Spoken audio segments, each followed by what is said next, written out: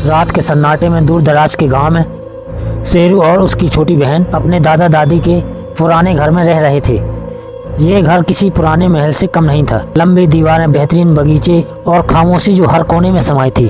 उनके माता पिता ने जरूरी काम से बाहर जाने के कारण दोनों को यहाँ भेज दिया था। शेरू ने पहले ही सुना था कि घर भूतिया है, पर उसने बहन को डराने की बजाय हिम्मत दिलाई कि सब बातें महज अफवाहें हैं। एक रात अचानक बिजली चली गई, कमरे में अंधेरा छा गया और चारों ओर सन्नाटा फैल गया। शेरू ने अपने मोबाइल की टॉर्च ऑन की और देखा कि उसकी बहन कांप रही थी। उसने उसे संभालने की कोशिश की और कहा, डरने की जरूरत नहीं है, मैं हूं ना। अचानक उन्होंने घर की निचली मंजिल से हल्की आवाजें सुनी, जैसे किसी ने दरवाजा खोला हो।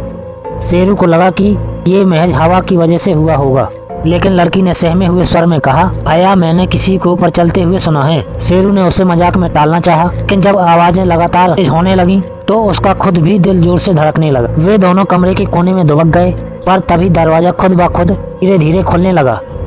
शेरू ने हिम्मत करके देखा तो वहाँ पे कोई नहीं था। शेरू ने कहा, शायद हमें नीचे जाकर देखना चाहिए कि ये आवाजें कहाँ से आ रही हैं। लड़की ने डरी हुई आवाज में मना किया, लेकिन शेरू उसे दिलासा देकर अपने साथ ले गया। एक दूसरे का हाथ थामे सीढ़ियों से नीचे उतरना शुरू किया। वे निचली मंजिल पर पहुंचे। अचानक वहां की लाइट झपकने लगी। वहां एक पुराना आईना था। जब शेरू ने उसमें देखा तो उसे अपने पीछे एक धुंधली परछाई दिखाई दी। उसे लगा कि वह किसी का भ्रम है, लेकिन लड़की ने भी उस परछाई को देख लिया।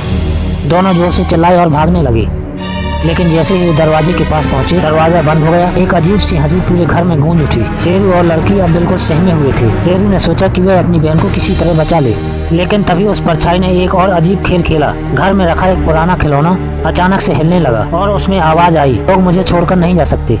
अचानक शेरू को याद आया कि दादा अक्सर ये कहानी सुनाते थे।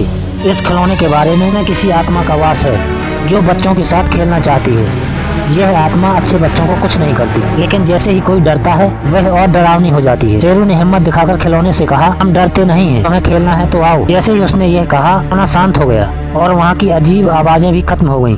दरवाजा भी अपने आप खुल गया। सुबह हुई और दोनों भाई बहन ने यह रात हमेशा के लिए याद रखी। रात के बाद उन्होंने कभी उस पुराने घर में पैर नहीं रखा, पर वे कभी भूल नहीं पाए कि कैसे उनकी हिम्मत ने उन्हें बचाया।